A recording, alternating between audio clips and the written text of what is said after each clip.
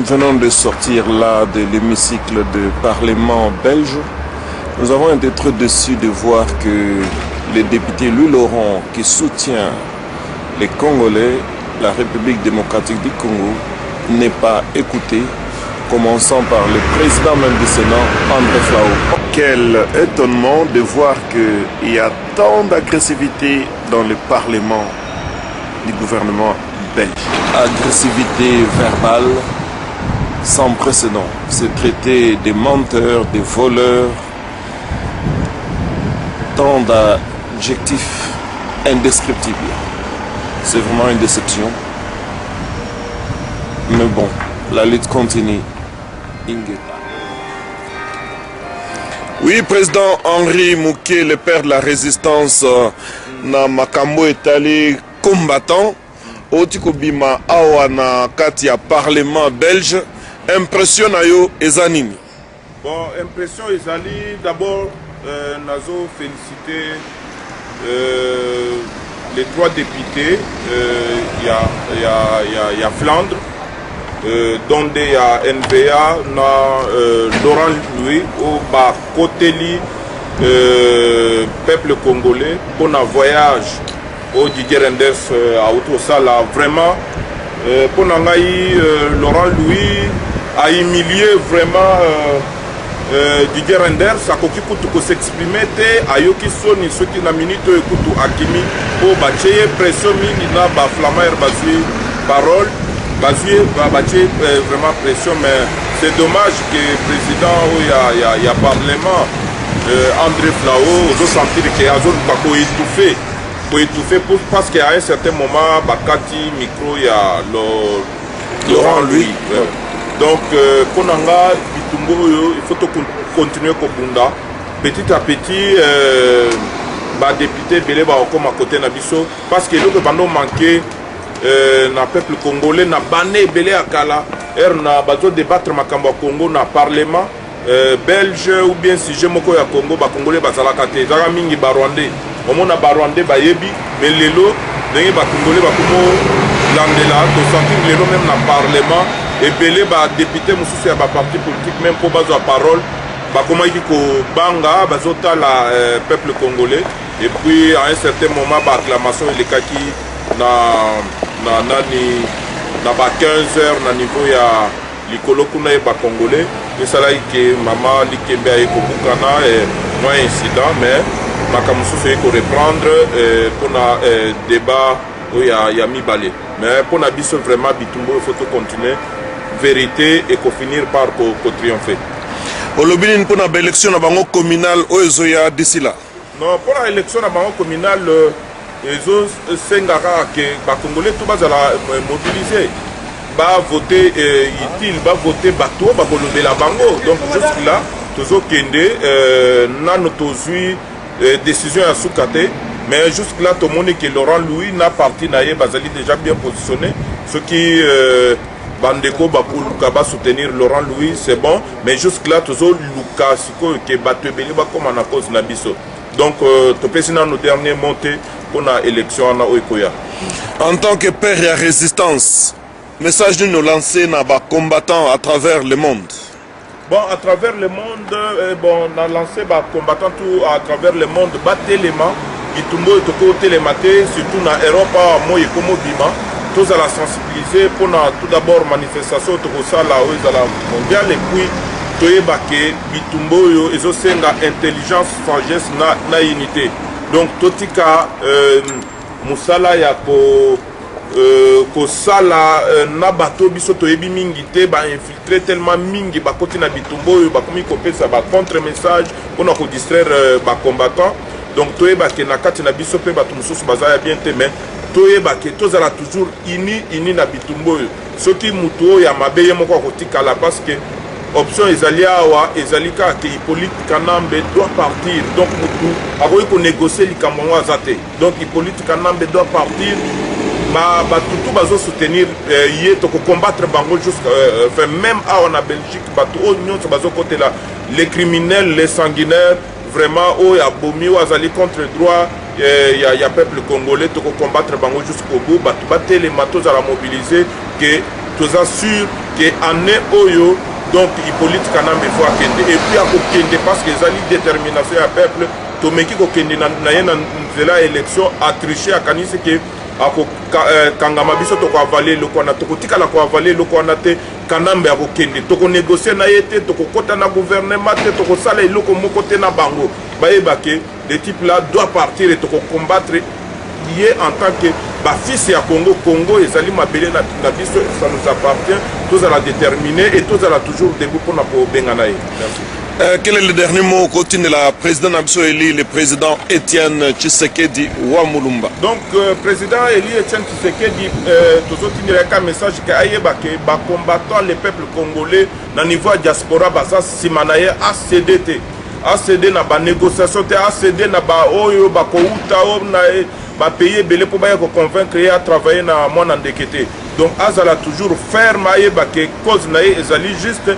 Peuple congolais aza simanaye malgré ba oyo bakei o balakisi ba face na bango baye bake bako échouer donc victoire des à côté na biso donc président Etienne Tshisekedi to souhaiter bonne santé force na mayele na bitumbo. Merci. Mais bato bazolo ba o lobby diaspora et sangana e bimsa bato ozomona ba idango ndeni parce que bato balinga ngwata mukete le diaspora le lobby mais c'est pas le lobby diaspora ça a toujours en 2004 bana Congo to binisi bana Congo na mboko ba binisaka lisusu diaspora pour na ko étouffer résistance ko étouffer ba combattants et alliés ba loba diaspora c'est tous les Congolais na ba tu a pas perdre de basa na diaspora na ba ennemi à ba Congolais na ba Rwandais ba s'infiltrer en tant que ba Congolais ba côté na diaspora. C'est ce que lui, Michel, a voulu faire en 2004 et échoué. Donc, aux diaspora, non. Awa, tozali na lit. Ezali résistance. Donc, tout, quand on a résistance. Tozana masolo ya diaspora, te ou bona bobo. Non.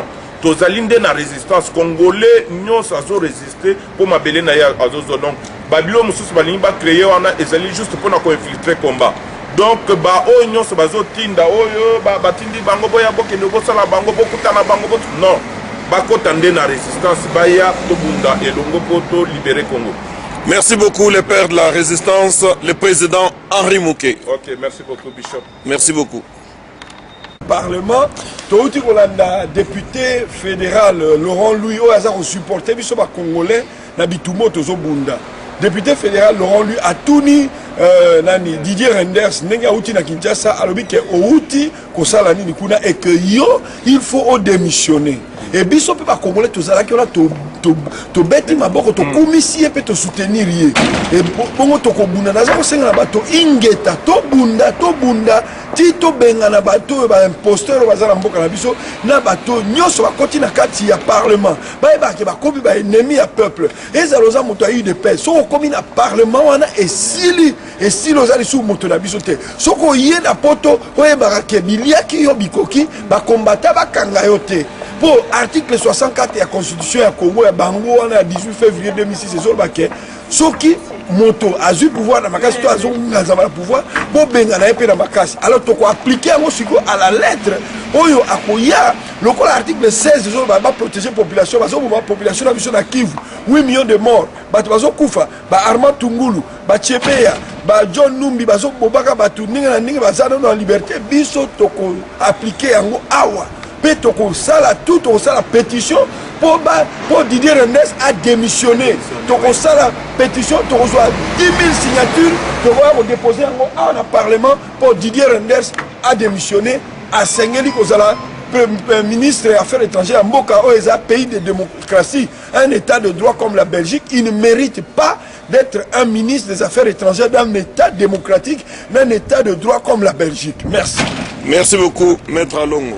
Bande konapso wato bana parlement awa vraiment ezali mawa makamoto vivre na kati awa tozana Jombe expert tozana le prophète Jérémie bo baby prophète Jérémie te yenda salaki prière tant au président na biso Etienne Tshisekedi azalaki ko prêter serment na Congo. Bande makambo to mona lelo ya to vivre ça ba trop. Maman ba telemika po ba betela papa Laurent lui mako tant wa mvoki Renders asili pepe lelo asili pepe akende boye ololi azonga boye abeti film donc lelo azalaka isolé na bakala wana surtout Allez, baye bakangi ba maman biso ba bimisi bango libanda. Là-haut à lobby a décidé à porter plainte. Florent pour apporter À porter ma maman on a plainte. pour Basani. À porter plainte, Laurent lui plainte. À porter plainte pour Bango Basani. Pour eux, donc, ça passe bien au Makelele. Donc, Sami au Parlement, tu ne peux pas faire du bruit. Entre-temps, on les a entendus en train d'hurler aussi. Et ils hurlent là-bas et ils crient aussi au Parlement, mais ils ont interdit carrément aux Congolais. Même moi, je ne pouvais pas dire un mot. À chaque fois que je voulais ouvrir ma bouche pour parler, ils étaient là pour me dire non, monsieur. Et il y a eu plein de policiers, ils ont appelé des policiers. Ils sont rentrés dedans. Là où nous, les Congolais, on était pour nous intimider. Alors, ça ne nous a pas fait du tout peur. Hein? Donc, nous sommes entrés, mais... Bon, quelle éducation de civisme pouvez-vous noter dans tout ce qui vient de se passer là? On a compris que non, tous les désordres du Congo, ça provient d'ici. Exactement. Et on a compris aussi... On a compris que non, le Parlement belge, comment ça fonctionne. Ouais. Et c'est le Parlement belge, c'est le Parlement belge qui... un Parlement d'impolitesse. Qui donne des ordres au Parlement qui est au Congo. Donc, on vient de le comprendre. Où il n'y a pas la paix, tous ces désordres du Congo, ça provient d'ici. Il n'a rien à... Quand on dit que... On nous traite comme des chiens, parce qu'on nous a amené même des chiens pour nous surveiller. Alors que les autres... Les chiens étaient dedans. Oui, les chiens étaient dedans. Les policiers ont amené des chiens en voyant les Congolais. Non, ils ont empêché Louis Laurent de parler. Nous, on était là. Il a voulu parler. Mais on lui a coupé la parole, on n'a pas voulu. Mais il a dit l'essentiel, et pour ça vous aurez les éléments quand ils vont sortir sur le réseau officiel. Vous allez voir que sa déclaration était tonitruante et que Renders, vraiment, il n'avait plus rien à dire aujourd'hui. Très embêté aujourd'hui.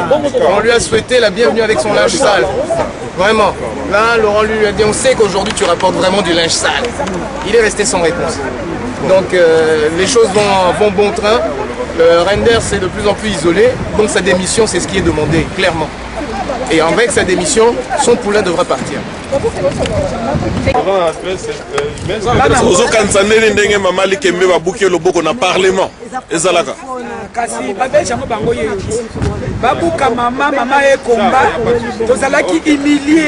humilié na batu oyo bamiyibi ya Congo humilié maman batindika parce que azolinga défendre Congo bomoni mababuke loboko na ye bomoni makambo nde tozobunda bana mboka botele mais pina koyebisa bino makambo ba yebozo banga ba manifestation oyo ya bobanga te parce que bakangaki mutu oyo batineki bazali ba jeune bango bazo sa papa bangisa bino intimidation mbamba boya to bunda manife koza prochainement bokomona ngoto communiquer boya ebele ba kokunda ko tikate tabisa pe to lembite ba moni zo to lembaka pete si ba ko libérer mboka wana boya ebele bitumba oyo ezali ya mutu na mutu mais bituma peut-être bini komba ba bunda kama boko pamba te il faut to tiambongo poto bunda to soma minduki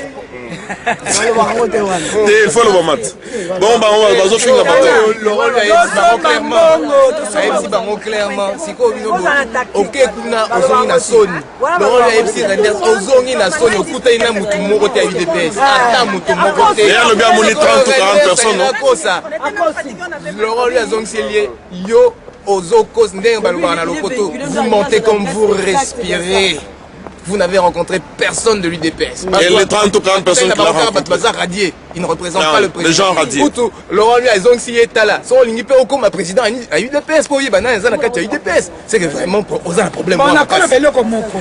Je crois pas confondre UDPS et UDPS. 40 personnes sont le Bawana. Et c'est l'UDPS, c'est les opposants, qui ma papa, qui ont soutenu, qui ont président. Et ça va te UDPS. On n'a pas voté bango. On va voter bango. Baza sans futur mais bango bazokenda kaka bataille de pesi bandi bakiriye bazali ba opposant oh bakende ko soutenir papa ko bakimema ye na kiti na ye bango de bazokende kuna baloba option ko bakengo bato ko bakengo banani wana bamiyibi bomoni bango sikoyo face na bango yango wana baroger lumbala nyonso wana bayi kokosa biso ao tozala minduki tozosala baexercice pembeni ya la voie d'Isaïe tomoni eloko te bamiyibi bakita koyiba papa bastratégie na ye bakangama ne baye bastratégie na ye mpo bamema ngo me bayeba ke les 40 personnes wana batangeli biso ana parlement oyo akokende kuna bakomona tokende bino chat et souris donc toza na bino mbango na bino donc ndenge bango bamatiseli so bambwa awa mpona koatake biso mpe so tokangi kongo tokomasa mpe bambwa mpona kobeta bakolabo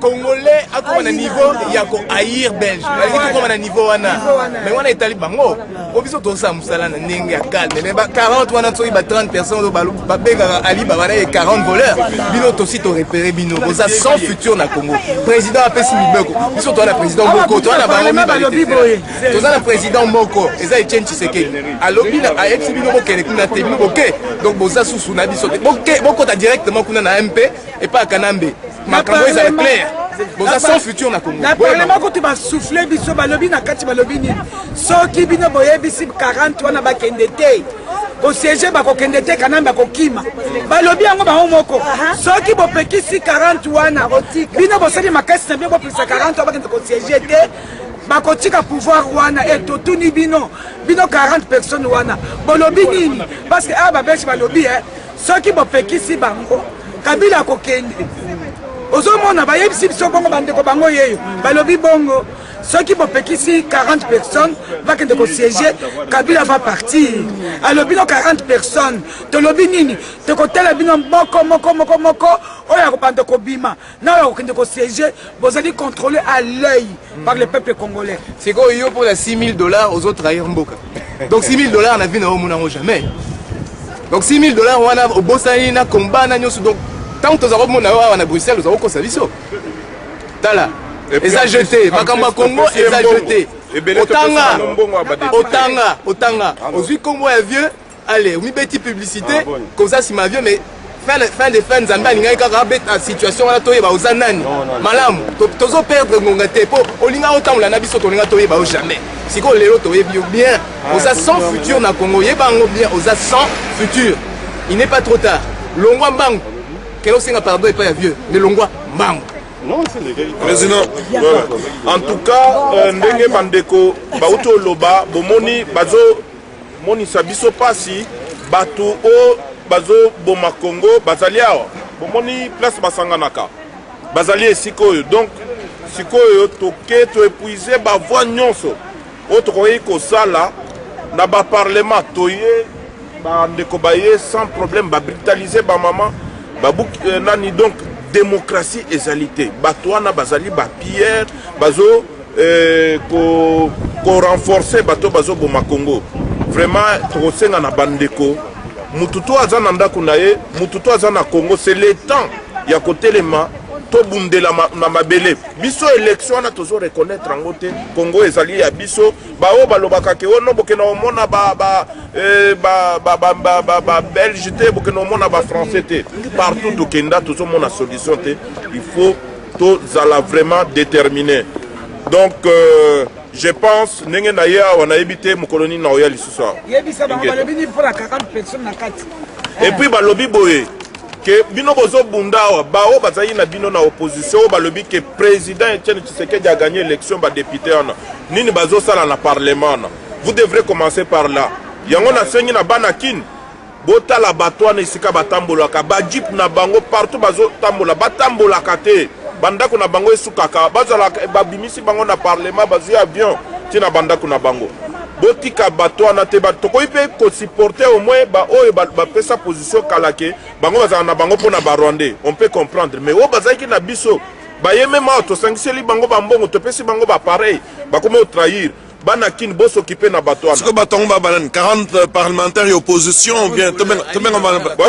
voleur surtout les autres la biso motema pasi o babimela ki côté bazui ba voix si ma ya papa. Mais to ben banan les parlementaires d'opposition bien to ben les parlementaires toto yebate ezaneti batonda kaipa na bango te bake kolia na lopango wa voisin soni mingi donc toza la vraiment déterminé pour na ko benga na bato ana déshonorable ba parlementaire Bazoloba pe bazokosa. Ils parlent et ils mentent. Babuki, ye babuka ye lokolo babuki moninga na MS. Non, babuka kinga pe nani Ebola. Na marche kaka. Omoni makambo ya ba marche oyo ke ya résistance. Loba. Omoni yo mokonde konangai ha. Sikoyo ba belge oyo ba disons tu sais les policiers ils reçoivent de l'ordre. Alors ba pesi bango ordre ba kasser biso. Tala ndenge nga basi babuka kinga à genoux, à épaule. Épaule nanga yo ebimaki boyende konanga. Na marche. Na kaka na makambo ya biso ya résistance ya ba marche ya kopekisa ba musique tout ça.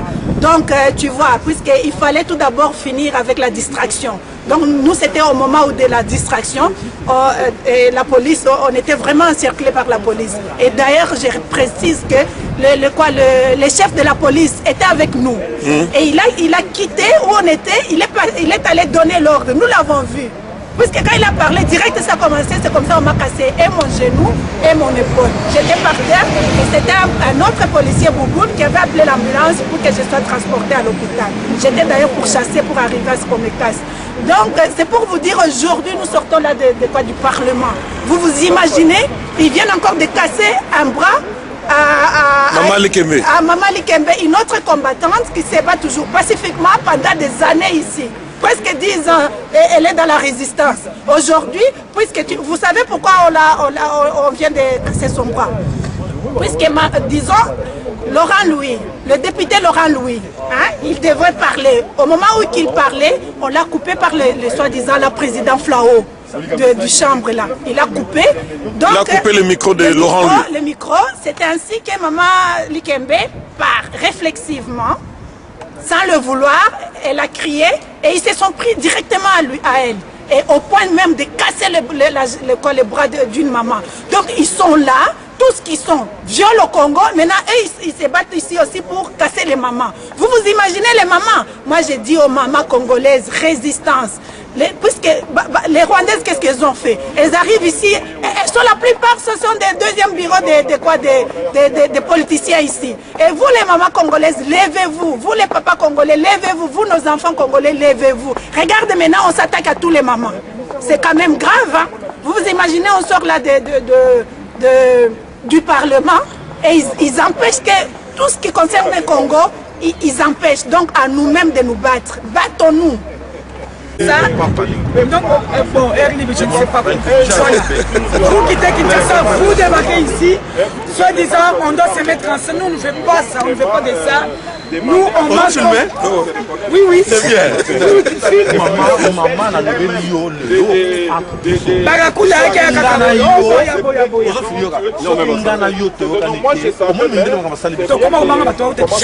non, non, parce que le Mongolo Diara disait ceci. Mongolo Diara avait le mot Babunda kana nemite en dehors ya ring. So no bundana il faut qu'on a ring bo bundana yi. Ça veut pas dire que toi tu es ici et tu vois maintenant les gens de Kinshasa. Il faut aller sur la Kinshasa. On s'en fout de nous à la CEMIC. Moi je peux aller à Kinshasa et je vous dis au moins des gens je vais y aller. Oui. Je vais dire il faut aller. Oui, je peux faire. Oui, je vais y aller, je vais y aller. Je pense qu'on comprend de comment nous avons travaillé. La situation, je comprends. J'ai vécu là-bas des années. Et là, on a vu ce qui est dans la diaspora. Au bout de village, nous devons être unis avec toi et moi. Unis pas avec tout le monde. Oui.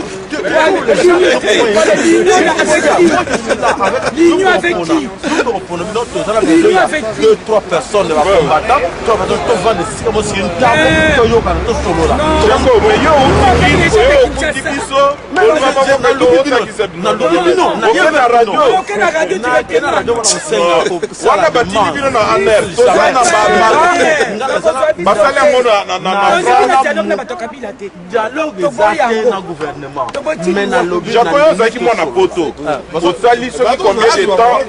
combien de temps na kin toyebi esika te place au bando boyeba yango to sa tobona yango suspect bien que oza mwana poto tobengani yo te ke non yo oza mwana poto mais soko oye oluki nano biso omarche nano na biso ofandi otuni biso awa ezotambola ndenge nini otuni pe te odebakika na radio oyela lopesa biso sango ya kote bino botikalaki mpe nde nini bama koleki na radio na ye nabatindi yo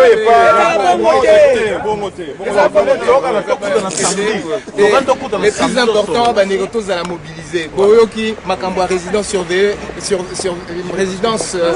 surveillée vieux Tchichi ebimi on lui a dit on a parlé kaza sous résidence surveillée a signé en résidence yango nde tokobeta marche très prochainement bozala na marche na yo wana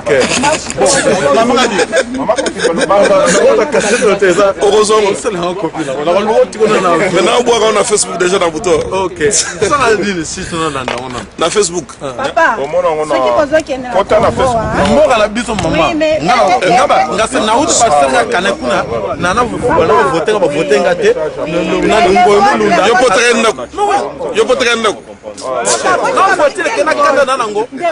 vote des nomination là tu vivais une nomination ngoyo mulunda nommé bato na ye mais on va tout nettoyer ça non que na yo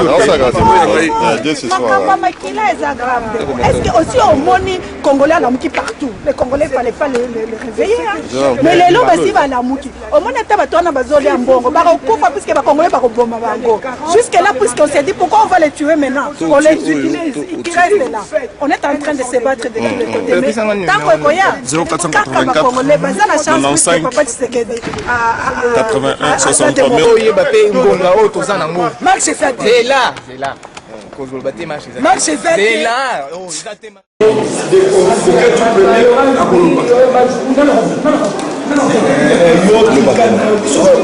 problème est ça Bishop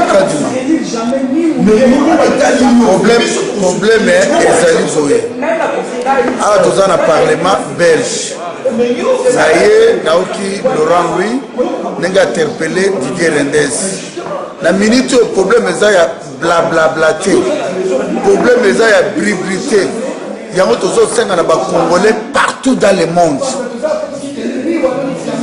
Partout dans le monde, nous sommes en guerre, troisième guerre mondiale. Mboka na biso eza na danger. Yango tolobaki, il fait ba récolte à fond et salement.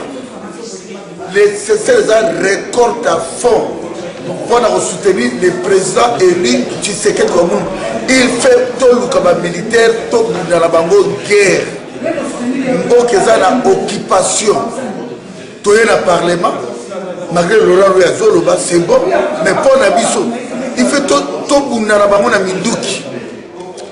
Pour la Belgique, respecter ma Congolais.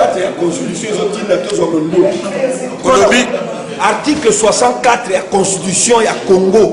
Où il y a le 18 février 2006, Constitution na Bangoana. Biso toujours reconnaître un côté, mais lobby que ce qui est un dictateur, il pouvoir na makasi, il se maintenir na makasi, a échoué dans l'élection, il faut tout benganae na makasi. Ko bengana makasi ni ko banini, ko sima même mandoki, ko sima même makwangola, ko sima même mbeli ya malemba, ko sima même ba mensongo, ko sima même ba flèche, ba tolotolo nyonso wana pona ko bengana ye. Bandeko ya Congo basala o ba koki ko sala pona ko bengana papa lamu, merci.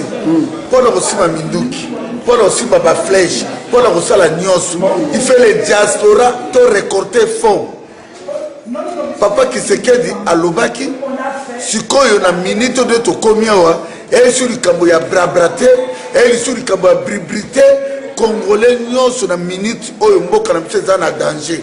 Yango to sengi, ba Congolais à Belgique, to za ebele, to sengi na ba passer tout, oh ba kangi ba peuple congolais na kata l'église babimisa peuple on na kata église to contribuer mbongo to zala ini pour to petit de la présidence qui se gagne pour to bula bitumbo Belgique et coloniser biso le société to se soumettre jamais na ba américain na ba français na ba anglais non c'est l'état yango le moment est sonné. Tu as récolté Mbongo, na kata ba grande salle, tout le monde est président qui se quitte. Au télémeli Kombo yokokufa. Oza kolabo okokufa. Na minute ngana koyoka na ngai mutute. Na minute nazo soutenir mboka na ngai, na ko soutenir président qui se quitte jusqu'à la dernière jour na ngai. C'est lui le président du Congo. Ce n'est pas Kanambe, ce n'est pas Bavantiro, Baoto ba Parlement, na ba Roger Lumbala, na ba Martin Fayulu. Dit, Bazab imbécile. Dit que tout ça, tu rebondis na bango tina suka. Yango na sengi na ba diaspora, ba passé Bishop Kadima, Bishop charismatique Tchatumba. Tozo zwa sala munene, tozo banda tournée internationale pour na ba record à fond. Tozo na ba distraction wanate. Ce que Congolais, on a l'idée de la démocratie pour le président qui se dans le état des droits, le peuple d'abord. Biso de Toléo, Tolobi Congolais, Mora Matessu sous RCNT, comme Matanavio à la BRGT, côté de la voiture T, comme Matanavio à la français T, bon Matanavio na Air Ethiopie, na Air Maroc, bon Matate, ba Congolais, Oya comme Matanavio avion Nezika. Bozuka, peuple Moro Bokakate, peuple Moro Moutou Makas, Bandoki. Vous soutenez le président qui sait que c'est le moment en gros. Bon, on a besoin de vampire. Parlement. Vous avez un bazaka modèle na bango balobaki wana. Tomoni le kwa malonga te. To lobi boye. Bana Congo. Biso tozali awa. Toza suna choix pour ça la té. Donc il y a une élection en mois d'octobre. On va salir ba Belgique. Même si on soutenir Laurent Louis. Mais mingi tu voter NV pour Kabula Bango. Nazo kapele bino. Tant tu voter nani la fois passée, tu le vois que voit que de Congo te. Tu connais tu voter NVA. NVA a Kangaki Bango. NVA Kangaki Bango pendant 545 jours sans gouvernement. C'est ce qu'on doit faire. Tu sais la même chose, on applique la même chose avec force. Tu voter NVA. Maintenant ça sera 5 ans sans gouvernement. Donc il va punir les Belges. On est là. On est 35 000 Congolais en Belgique. On va les bloquer. Dans tout, c'est ce qu'on doit faire. Bon, l'andango, prendre par sentiment.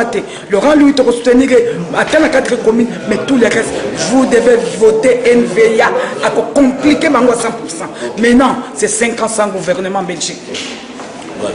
Papa, au monde ni bakati lui Laurent micro na kati ya hémicycle bato bazolo la politesse mais ba impoli total. Mais papa, tu es la témoin, il y a comment on appelle, il y a comédie na bango. Parce que Mboko est de Fandi à Belgique, on a découvert maintenant que ce pays a toujours fonctionné dans le mensonge. Mboko est dans le Kuta, les autres dans le crime, les autres dans le Moujibi. Laurent lui a dit parole à déshabiller M. Renders. Dans Malobo Yarobaki, il a étalé toute la vérité et toute la vérité. Et alors, étant donné que vous le savez bien que Batoulo Renders, il n'a pas la honte. Il y a un baissé kilote pour nous je ne sais pas quoi dans mon paya. Mais nous sommes Congolais. La politique, c'est la Kala, que les Belges ont colonisé. C'est la Belgique qui gouverne. C'est fini, c'est Belgique. C'est cette politique. La Belgique elle-même a été colonisée par la Hollande.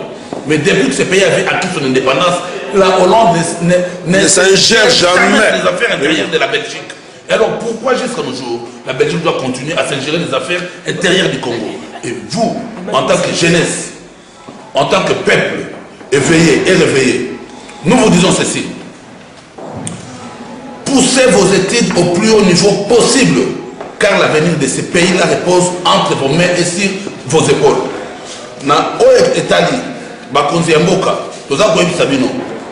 Ça fait déjà quelques temps, président Etienne Tshisekedi Imperium, na tous ceux qui ont officier supérieur et armée.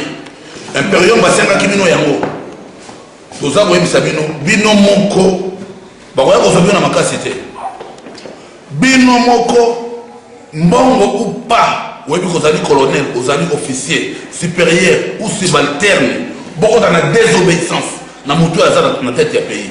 C'est un étranger, il ne peut pas continuer à vous diriger. Vous le savez très bien, Kanambe a perdu les élections. On a découvert qu'il est l'assassin de Laurent Désiré Kabila. Ni Batu et Chaba, nous on a là la Jouani. Nous on a là la Jouani, Batu et Chaba.